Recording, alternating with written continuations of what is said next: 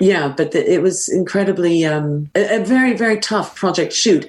I mean, the shoot itself was fine, but all the research beforehand was really, really hard. And I remember it was a winter and the days were short. And you know how sometimes the days can be quite, I don't really get depressed, but by 4:00 it's dark. And I'd be doing a lot of online research and I would really have to shake myself and just turn everything off and go out for a walk. It was a tough one, but in a way, very rewarding.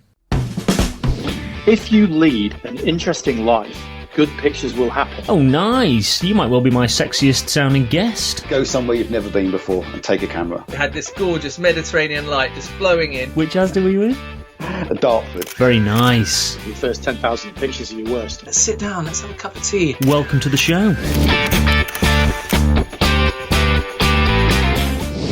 Ladies and gentlemen, a very warm welcome to this week's episode of the Standout Photography Show with me, Matthew Walker, where as always it is my honour and privilege to sit down with the finest working photographers in the world to unpack their systems, workflows and find out what enables them to perform consistently at the very top of their profession. On this week's show, I welcome back Hasselblad ambassador Julia Fullerton-Batten. That is at Julia_Fullerton-Batten on Instagram and juliafullerton-batten.com on the World Wide Webs. And you can find exact spellings in the show notes. If you missed part one of my conversation with Julia, here is a brief recap. Because of my quite large setups and a lot of lighting, there's so much for me to do on the shoot that I'm always, now we do a lot of behind the scenes, I'm always frowning or looking quite stern or kind of really concentrating, and it's quite exhausting. At the end of the day, I can really feel, you know, I need to drop my shoulders again and get into that yoga mode of, you know, pull your shoulders back, because the shoots are incredibly intense, and that's my personal shoots or the advertising shoots. But I try not to show that in front of the client, and I do keep calm on the days. But there is definitely, there's pressure on the day for sure. You can, of course, listen to the full version on Apple Podcasts, Spotify, Stitcher, or wherever you are listening right now. On this week's episode, Julia and I discuss researching and producing personal projects, working with casting directors, and delivering beyond the brief. So, without further ado, please enjoy part two of my conversation with the wonderful, delightful, fabulous Julia Fullerton-Batten. Let's move on to some of your fine art projects, if that's all right, and look at two in particular. I was thinking, I was just in awe looking at your work when I was doing my research for our conversation, and I was trying to think what is the best compliment that I can give you, and I think I heard Tom Hanks talk about Steven Spielberg, and someone asked why he is such a great director, and Tom Hanks said he has the rare ability to tell stories that elicit an emotional reaction. And looking at your work, I think that is the best compliment I can give you. There are many wonderful images in the world, but yours do elicit an emotional reaction, and the one project in particular for me was Feral Children. For anyone that's unfamiliar with the project, would you mind expanding on what that project is? Yeah, first of all, thank you for all your words. I really, really appreciate it. I mean, Feral Children is a project on, I could spend hours talking about this project. So feral children are children who've become feral either by neglect by their parents or the families that they live with, or finding themselves for whatever reason alone in a jungle, living by themselves with no human contact whatsoever. And the only contact they have is with animals. And when I read a book by Marina Chapman, A Girl with No Name, it was a story about this woman, a true story by a woman who now lives in Bradford, England, who was raised and lived in Colombia. She was kidnapped at the age of about 5 years old, drugged and thrown into the jungle, and survived there by herself for about I think it's 3, 4, or 5 years. And I just thought her book was just incredible. It was only, I mean, 5 or a few years ago that her daughter said, you've got to get a book published about your life story, because it's just incredible and fascinating that you survived this. And many people wouldn't publish her book because they thought she was hallucinating. She was a bit away with the fairies. She was making it all up. And having done some research on her, they x-rayed her bones and they could really see that she had been malnourished at a very young age. And her story was so incredible, because what happens then with her afterwards is also incredible. She ends up being discovered by hunters and thrown into a brothel where she's working as a slave. Then she runs away and lives on the streets. And then she's taken up by a mafia family, and her life is just one big disaster until she's adopted and she's taken to England, and she gets married and has 2 children. And I just thought, being a mother of, I think if you're a mother or not a mother, there are some really tragic stories, and some of them date back to, 18th century. So I don't know if they're made up or if they're real or not. But some are certainly more recent, and I could actually see video footages of, I'd say probably 2 or 3 of these people, like Oksana Malaya. If you were to Google her, you can actually see footage of her behaving like a dog. So she was basically neglected at home and found more comfort with her pets, but they were quite wild dogs because they were also neglected. And she ended up just sleeping in the kennel with the dogs, and whoever she lived with, I think one of her parents would just throw bones at her, and she ended up just walking on all fours and lapping water with her tongue and barking like a dog. And you look at the videos and you just think, this is just incredible. And I just thought, I've got to why have I not heard about these stories before? And I've got to recreate these. And we're not talking about Tarzan or any of these children books. This is real life. And I mean, God forbid, many, many children had been in this situation and died living in jungles and forests by themselves. But these are the ones that survived. And I felt that their stories had to be told. And it was amazing. After I published this project, I was interviewed, I think nearly a month, pretty much every day, in all sorts of publications like Huffington Post, and I mean, really, BBC. I talked on the radio a couple of times. It was just taken all around the world. And Vice Media actually came to my house. We sat in the garden. We went to Brighton, and I actually met Marina Chapman, who was the woman who inspired me to shoot the project in the first place. And I was incredibly emotional when I met her. But of course, I was just another strange female photographer to her. But I was, I'd been studying her story for a long time and based a whole project around the story around her, or because of her. Yeah, but it was incredibly a very, very tough project shoot. I mean, the shoot itself was fine, but all the research beforehand was really, really hard.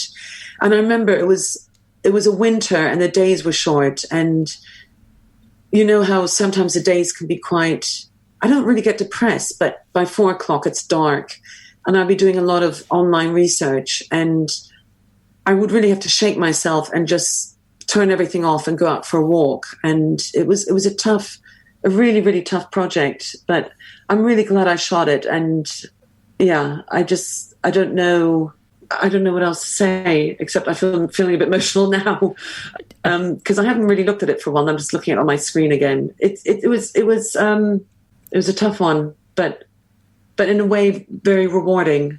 It's an incredible project, and you're absolutely right. It does make you emotional just listening to you talk about it. And I think because, you mentioned then people that have children, we've all been children, and the situations that these children found themselves in is heartbreaking. From a photographer's point of view, and you've mentioned then about your research, you've touched on it briefly, how did you start to put this project together?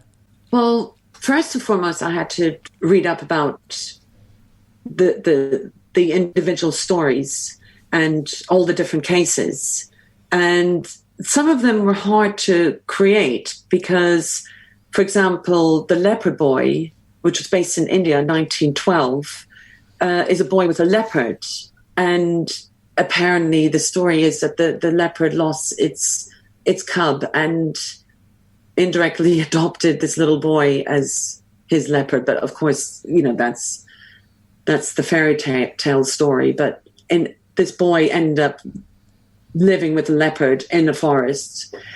And they were hard because how do I show a leopard? And I looked at loads of taxidermy leopards that I could hire and put in the location, but they're very stiff, and then they have a taxidermy look to them with their eyes and their inflexible bodies. So I had to go and shoot a leopard separately through a cage in a big, like a photo studio zoo that's outside London, and have that comped in. And as I mentioned before, I do like to shoot everything for real in situ.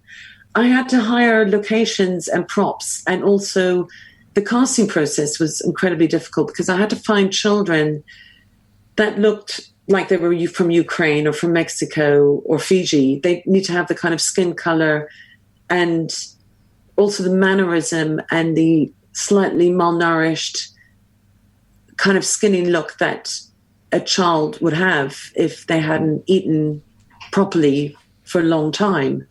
And the casting process took a very long time. And then it was trying to find interesting locations. And we're incredibly lucky in London, or I could say in England, because I often go to Norway to give talk, or I talk to students, and I know, for example, in Norway, you can't just hire a location that you like the look of, whereas we can do that in England. You go to a location library and you can find a location that is suitable for what you're trying to achieve. So then that's the production process, which is incredibly time consuming. And then, for example, Prava, the bird boy, who was discovered in Russia in 2008, I think, he lived at home with his mom, but they had tons and tons of for some reason, loads of bird cages with loads of birds. And he ended up behaving like a bird, like flapping his arms like wings. And to show it's how do you show this story in one single frame? That's the other thing. How do you haven't got a moving camera. You've just got one single frame. How do you show that?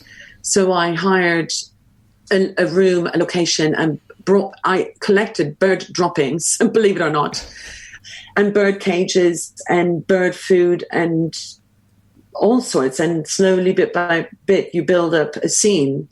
But this is why my shoots or my projects are incredibly time consuming, because they're all quite elaborate and just take a long time to, first of all, research, but also to put it all together. I mean, the shoot itself takes a day, but it's just creating the scene to make it look...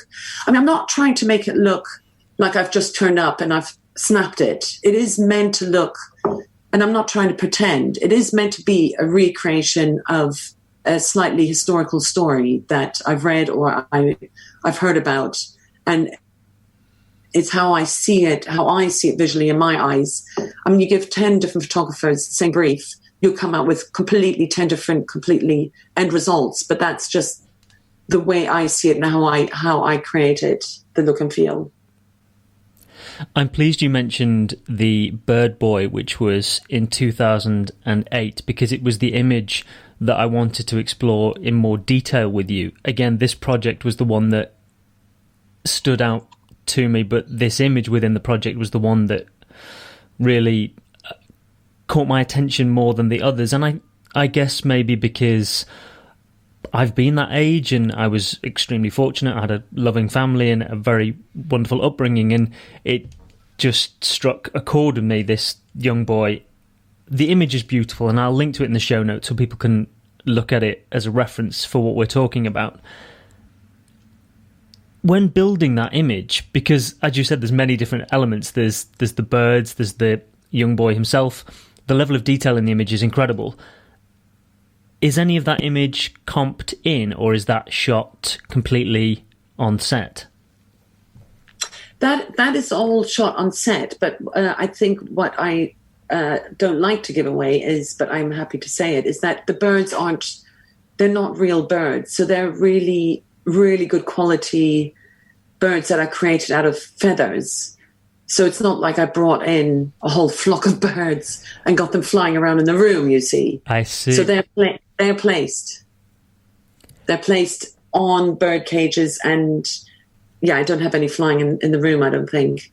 But yes, everything, I mean, the wallpaper was there. So sometimes I will go as far as, repainting or wallpapering a room. But I was very, very lucky to just find a location that had that really rundown, derelict, not derelict, because it's not derelict because he was at home, but it was this boy ended up in a psychological home because he just didn't have any human contact. And obviously his mother just didn't look after the place. And I don't have any visual reference of what kind of room, what their room looked like. But the reference I have got is that they had loads of birds and bird cages. And how I imagine it, if it was not looked after, is that there'd be a lot of bird shit all over the floor and seeds everywhere. And these are all the things that I brought in. And, I will bring, like, for example, I brought in the curtains and furniture, and yeah, it's there. The canvas is there, but the kind of everything else is brought in. I was very, very happy to find this gorgeous boy who his acting skills were just incredible, and he had this slightly odd, cross-eyed look about him, and it just really suited the scene incredibly well. And he was just a perfect find. And also his unkempt, slightly longish hair, again, something when you're not looked after, you're going to have longer hair. It's all that little detail. We even added, I mean, when I exhibit my work, they're printed really large. And also when, sometimes collectors buy them as limited edition art prints.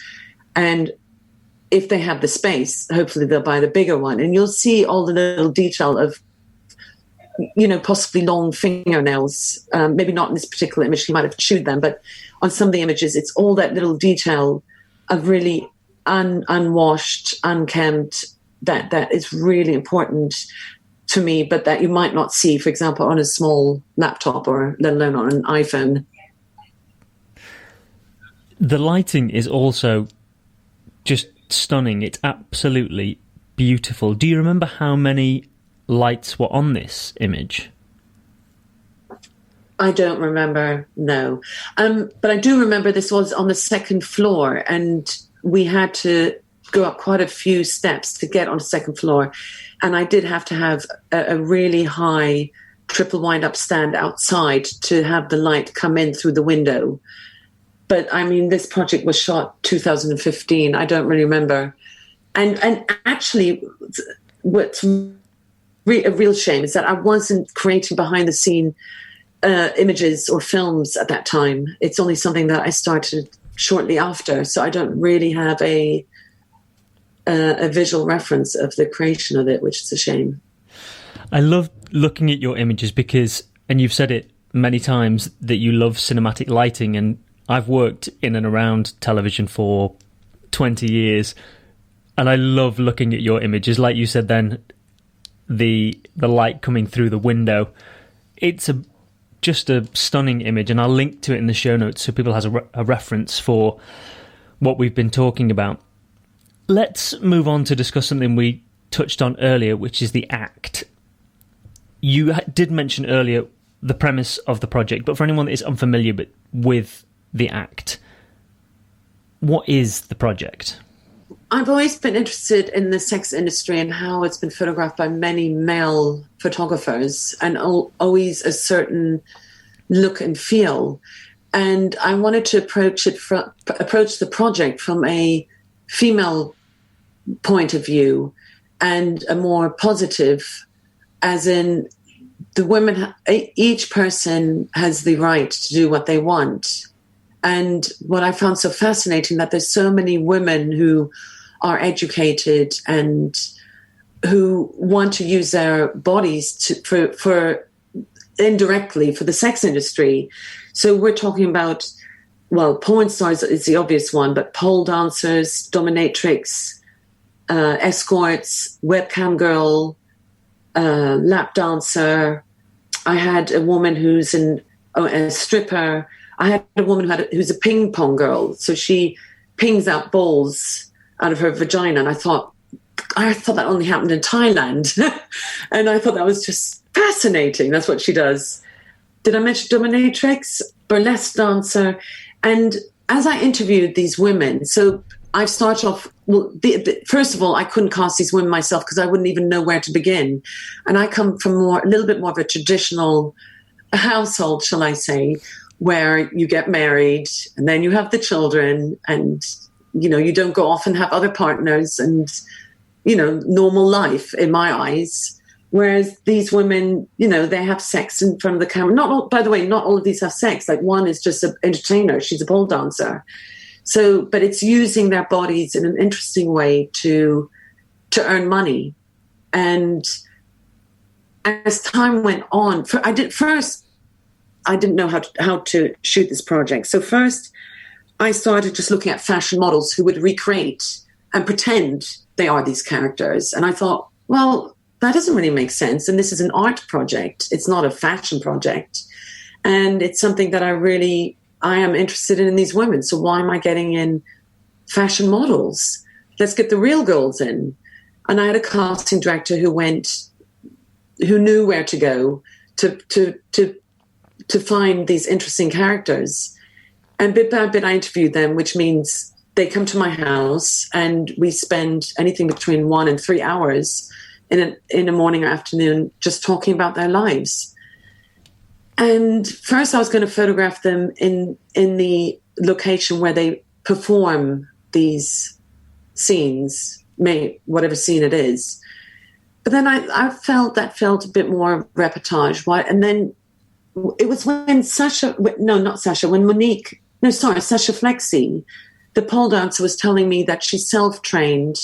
She's from Russia, and she hired a pole, and it was in her parents' living room, and she would just put on a tape recorder and had some mirrors around her, and she would just train to be a pole dancer by herself. And I just thought, that is fascinating. I don't want to go where you're pole dancer, where you're performing now. I'm more interested in your background and why. And so I decided to create scenes and sets according to each individual's story. I worked closely with a prop stylist. I mean, I kind of directed her what props to get, and then she would go off and photograph tons and tons of props. And again, we've got this on this doorstep, loads of prop houses, loads of them in Park Royal in London, and come back with the images. And bit by bit, we worked out what we need for each individual scene. And it was fun finding wallpaper, vintage. Do you know that you can buy vintage wallpaper? Like real proper vintage wallpaper? As in wallpaper that has already been on a wall? No, that's never been on a wall, but it's still in a roll, but it's just never sold. See. Just sat in a box for years and years. I didn't know you could do Google it. that. It's amazing. I want to decorate my whole house with vintage wallpaper. It's expensive though, but yeah, you can buy vintage wallpaper. I mean, maybe it has. I mean, I doubt it's been on a wall because, I mean, not that I know of. No, it is. It's just never been opened, never been touched, and it's been sitting around for ages. But it is vintage because this comes from a era. I mean, what's vintage? Vintage is anything that is what a certain 10 years or more older. I don't know. I need to look. Yeah. I need to look it up. What makes it vintage? But to me, unless of course you've got Apple products. I was told that my iPad was vintage the other day by an employee. Let me tell you, does not qualify as vintage in my world. Anyway, we digress. As you were, vintage wallpaper. It's a thing. And then and then this is all. Then I had to find. Then I wanted to show that they were actually on a set that I created, a room set, rather than showing the room and just, again, my framing, just showing the room and nothing beyond it. I thought, well, I wanted to look like they're on stage and that this room is created for them. So I put them on like platforms and therefore raised them up. And beyond the room, the interior, you then see just a black studio. So again, the studio was really important. Most studios are bloody white. So I had to find a great big black studio. And, we shot this over a week, and it was fun, but a lot of work, as you can imagine, because each set is designed by me, which I really, really enjoyed. And it's all about them.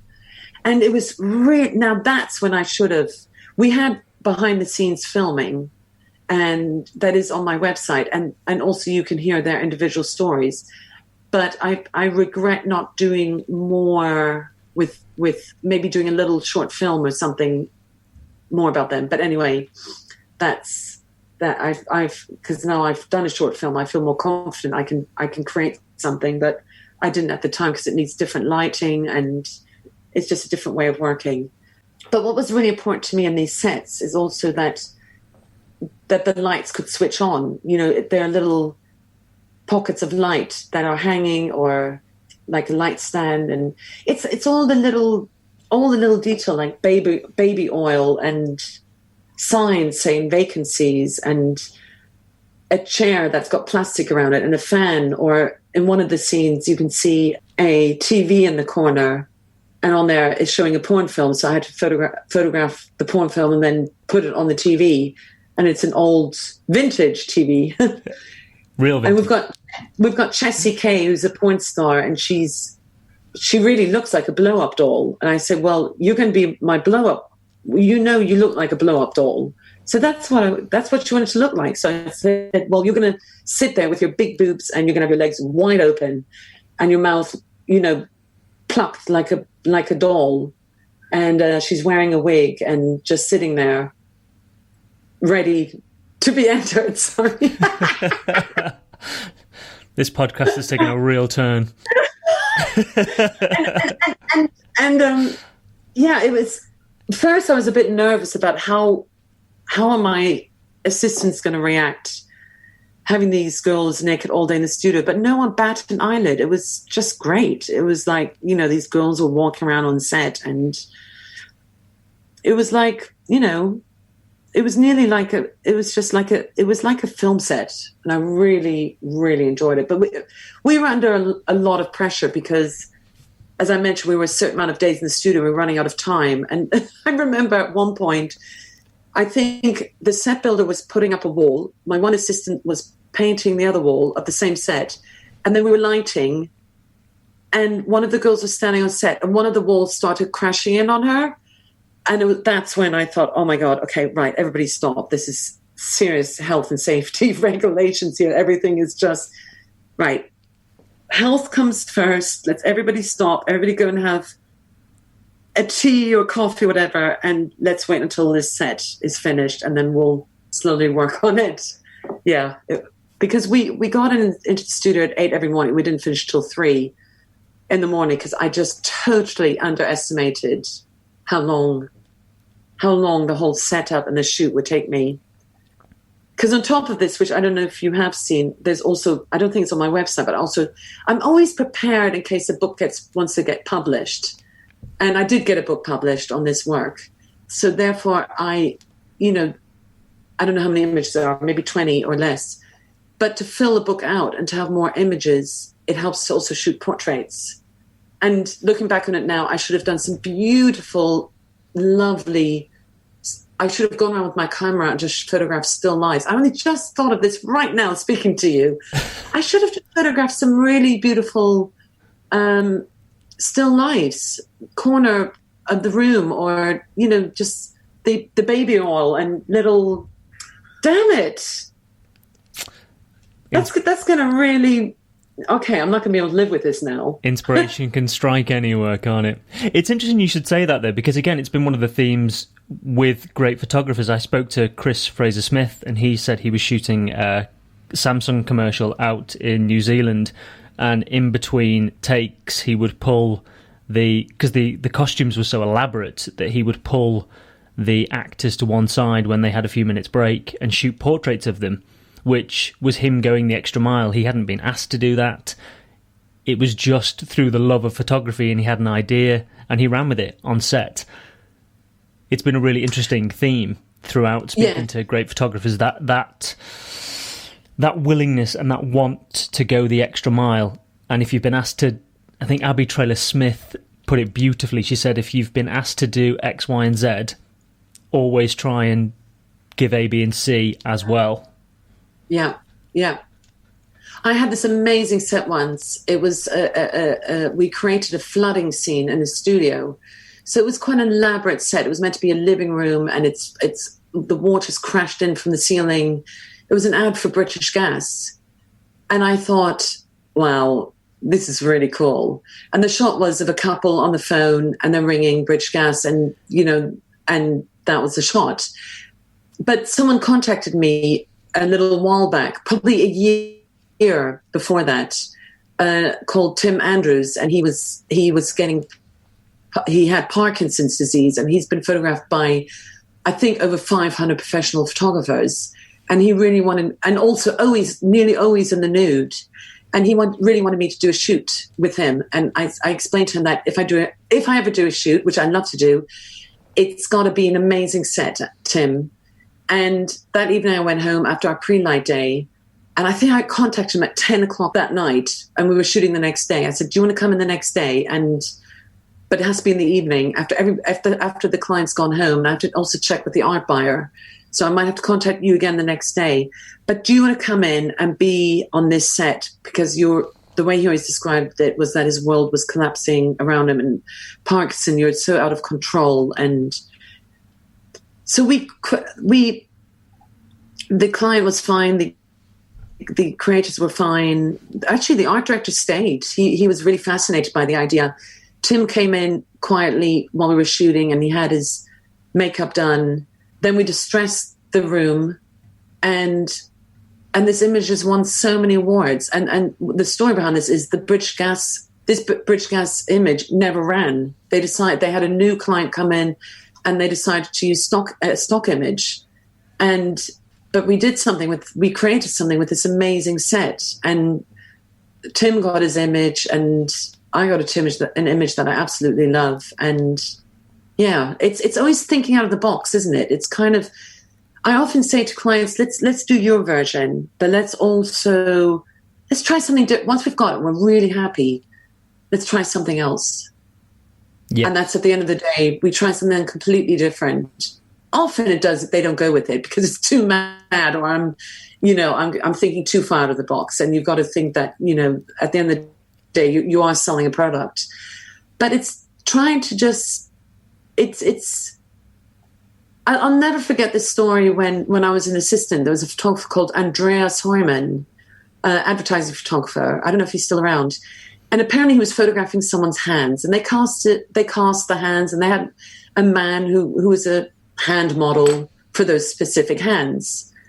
Then this builder comes in, a guy, apparently a chubbier guy with really worn down, hard-working hands.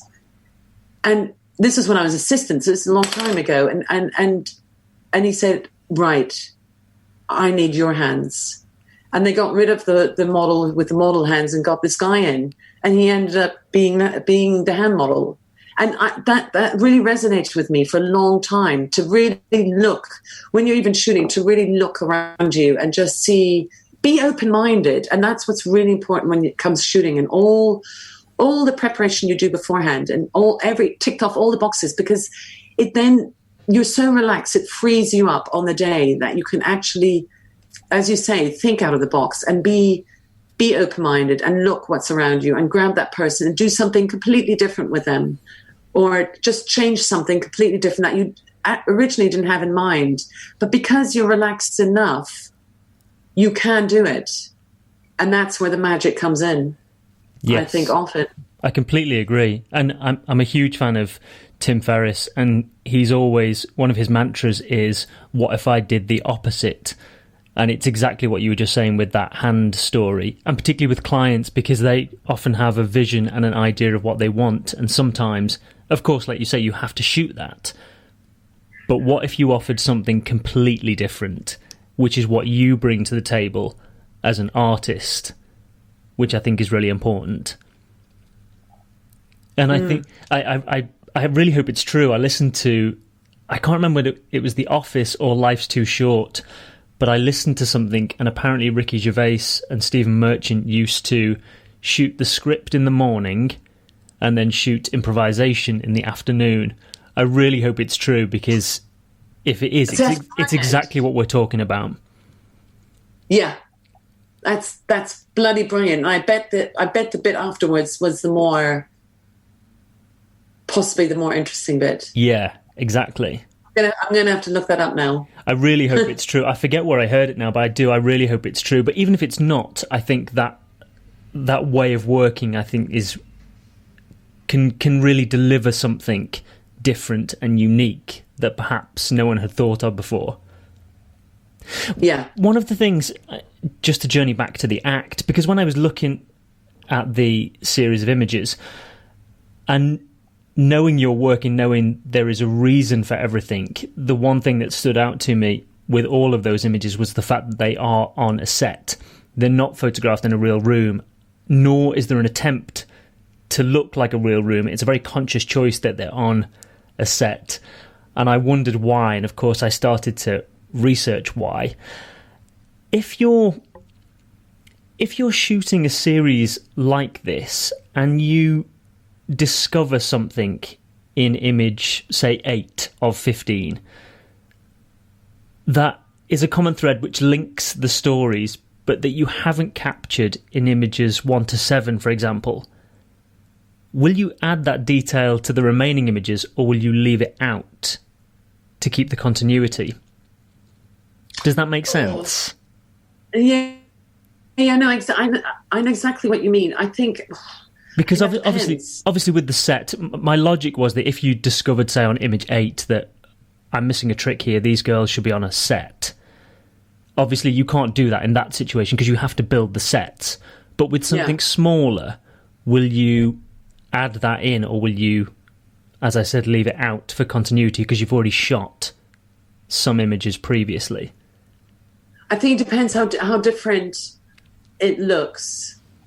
I mean, for example, my latest project, Looking Up From Within, I shot one image which was a real close-up of Nora, lockdown day 87, and she's got a most amazing face. And I shot her really close up through the mosquito net that I added onto her door with a beetle on her mouth, and it's if I may say so myself, I think it's absolutely beautiful. I actually prefer it than the wider shot. Now, what do? It doesn't quite fit in with the project, which are all shot wider. So this is slightly different to what you're saying, because what you're saying is if you've already started shooting something, but then do you reverse it or do you change it? I don't know. I've never been in that situation. But what the situation I have been in is, can I keep something else that's part of the same idea, but yet so different? Can I keep that part of the project? And I'm keeping it separate because it would just stand out as a sore thumb. But, it will still be on my website. It will still be, and I'll use it and I'll enter it into competitions or whatever. But I can't answer your question because I haven't been in that situation, and I think it depends what it is. Yes, I agree. And I think it may not be exactly the question I asked, but I think you have certainly answered it in terms of what you chose to do with that image rather than leaving it in the set. Yeah, that's the only way I can answer your question, because I don't have an example of, you're talking about changing something in between a project to an extreme that it would it stand out too much if you changed it later? Yes, I guess I am. Yeah. But your answer does answer that, because your choice was to leave it out of the set because it was different. But again, it's back to what we were saying. Just because it's different doesn't mean that it can't be used elsewhere. Yeah, yeah. What are some of the different comparisons in terms of the way you work and the way your style has developed between your first fine art project, which was Teenage Stories in 2005, to, say, The Act in 2016? What's changed for you in those 11 years? Well, I used to shoot with a 5.4 plate camera, so I used to shoot film. But for a long time. But what I realized was, in the end, I would then make the film digital anyway to then print it large. So I just cut the corners now and shoot digitally. But what I still have the same approach is that, because I think when you shoot with a plate camera on a tripod, it slows you down and it's considered work rather than rushed, and it's not a fleeting moment. It's something it's a creation. And that approach is still the same. So even though I'm shooting digitally, my approach is still the same, if that makes sense. What has changed is with time, I always found that I was always one light too short, as in one flashlight too short. And as time went on, I would always add an extra light. And I was with a much smaller team with Teenage Stories. And I don't know if you can tell that with the images, if you can tell a big difference, because I think my style is probably still the same. Maybe it's become more cinematic, and I think cinematic means more creation with lighting in a way. Maybe I tell more of a story. I don't know, because Teenage Story was all about my childhood and my teenage years. So I'd say those are the two main factors: is the way the camera has changed, but in a way the setup is still the same, and more lighting. But don't forget, when you add more lighting and more props, you need a bigger team of people. Everything needs to be transported. So the whole setup does become much bigger, which means you can. It's just generally a bigger machine to move around. I mean, for example, on the Old Father Thames project, on the last one, the recreation of the 1814 frost fair, which was when the River Thames froze over to such a degree that people could actually walk onto the River Thames and have parties on the river. And they used to erect tents and sell things and charge a lot of money for it because it was sold on the River Thames. And the last one was 1814, when they paraded an African elephant across the River Thames because there was a lot of entertainment. And I thought, that is such a fascinating story. And over the 3 years, I really wanted to recreate that scene. But from day one, I just didn't know how to create it. So I was looking at renting ice skate rinks and putting people in ice skate rinks and having them ice skate on them. And then I gave up. I just thought I didn't know how to create it. So in the end, I hired a huge, enormous studio, Malcolm Ryan's studio, where you could probably fit 4 huge double-decker buses in it and have space around it. And with special effect and laying down icy-looking snow and mist machines and huge tents, I had 95 people on set. And we basically created the last of the Frost Fair, which was 1814, and people were dressed in that era. We had costumes and sledges and ice skates and also entertainment, like a contortionist, fire breather, sword swallower, a stilt walker. And that's for the first time I thought, I've got to create a short film on this. So then I directed a short film of the creation in that studio. And I tell you, that was a huge learning curve. I mean, I've done little mini moving images before for clients because they want that more and more. So, each time you get asked to do stills, they ask if you can also do a short thing for the internet. But this would end up being huge with sound design, sound effect, and also VFX. So I had special effects designed in LA to create this animated elephant walking over this, what was meant to be the frozen River Thames. I don't know why I'm telling you this story, but I think it was... Oh, that's how my work's changed. Yes, that has become more elaborate, I guess. Starting off with teenage stories, me traveling around with 2 assistants, minimal lighting, 5:4 camera, to being to 95 people on set in a huge studio and shooting a short film. There we go. You mentioned then as well about shooting the short film being a real learning curve, and having learnt your craft the way that you did in terms of assisting and then moving into your own career, what are some of the best mistakes you've made throughout your career? And again, I don't mean that in a negative way. I love mistakes because it's how we learn. What are some of the best that you've made that have really enhanced your work and your career? I mean, you touched on one earlier. You said that someone had left a camera behind after a shoot, and it wasn't. Oh, there we go. It wasn't you, but I guess I think that was my responsibility to check on that. That was. So I was assisting Gillian Edelstein at the time. We were at her house where her equipment is kept. We went into the car. Everything, I carry the equipment. She doesn't. That's fair enough. And I took a bag that had no camera in it. So maybe, that was a mistake. That was my responsibility. And I stupidly thought she prepared the lot because she said, just grab it. And I should have checked that. And I guess in a way that is a mistake I've learned on to. And yeah, it's funny you mentioned that really I check all my equipment over and over again.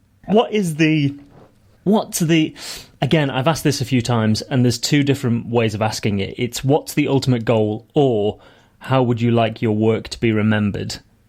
They're one in the same and they're slightly different. One is reflective and one is more progressive, but you get where I'm heading with it.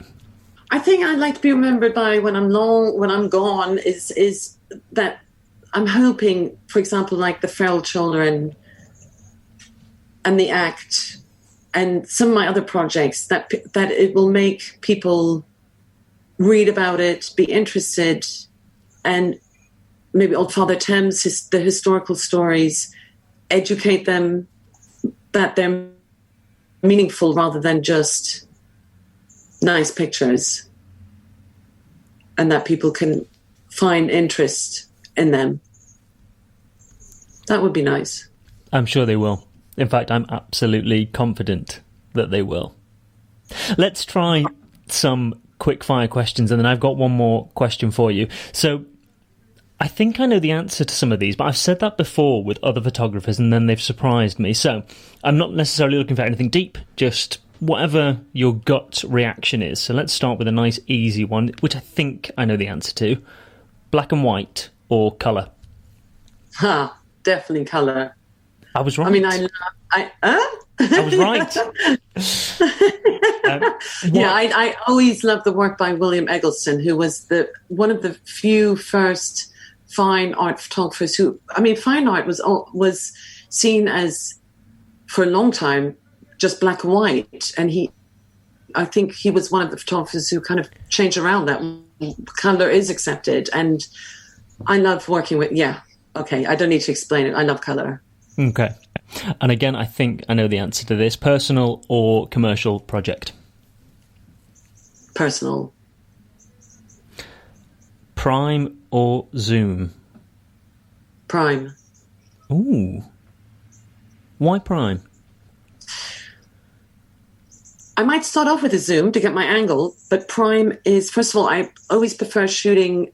I have my favorite slightly wide angle lenses, so never stand, depending on what camera it's on. So slightly wide angle lens, is even when I shoot a portrait of someone, it's never a standard lens and certainly never a long lens. And that's why I like the prime. And prime is also better quality, or tends to be better quality. Is it? You said then that in that scenario you won't use a zoom. Is that because I spoke to Tom Stoddart, I mentioned him earlier, who I spoke to yesterday, and he said that he stripped all of his equipment back, and he had 2 cameras, I think he said, and a couple of lenses, and they were never primes because it forced him to get close to his subject and gave him a style. Is that one of the reasons why? Do you feel there's more emotion? What, to be closer up to my subject? Not necessarily. It's just I prefer... It just has a different feel to it. I see. You get more in focus, so the background will be more in focus. Yeah, it feels different rather than shooting on a long lens. I see. It's very different. Just a different look and feel. Yes, I agree. Okay, let's look at the camera. Canon, Nikon, or other? Hello, I'm a Hasselblad ambassador. I've got to say Hasselblad. That's why I said or other. Excellent answer. All right, film or digital? See, I love film, but digital makes life easier. And very often when I do work with retouchers and they over sharpen and they do all sorts of stuff, they add weird digital grain or whatever, I go strip it right back. I want it to look soft. I want it to look as if I've shot it on film. Don't over sharpen it. Don't even sharpen it. So my answer would be film. Yeah. Even though I shoot digitally, but my answer would be film. Just because I prefer the look of it. And sometimes I really struggle when I go to art fairs and, or I go to exhibitions and it just looks very digital. And that's why I'm saying film, even though I shoot digitally. Okay. Again, I think I know this, but studio or natural light? Studio, but I have to add something, studio lighting. So if I were to be studio or location, I'd say location. I see, yes. Yeah. Do you mean studio lighting? Yes, I did. Yeah. Sorry, I didn't articulate that very well. Oh, definitely studio lighting. Yeah. Yeah, without a doubt. Shooting natural light, working with natural light, often using it as a fill-in light, so still working with it, but bringing the daylight right down but not overpowering it with flash, because sometimes that can look a little bit shot in the 90s. Remember when there was a certain look when people would just make the daylight look so dark and then the flash would totally override it. And then it was always against like a very super stormy sky. I don't like that look either, but definitely studio lighting is the answer. And I do know those shots you mean. I don't know one in particular, but I can picture exactly the style you are talking about. People or landscapes? Definitely people. Agreed. Yeah. And home or abroad? Oh, that's a tricky one. See, at home you have much more control, but I've done some great shoots in personal projects. I don't know if you've seen them there in Korea and Tokyo when I happened to be there for exhibiting my work or giving talks, and knowing that I'm traveling that far, leaving my family behind, that I think I'm going to spend more time there than I create shoots there. And when you're abroad, everything just looks so much more interesting. But when you're at home, you can control it much more.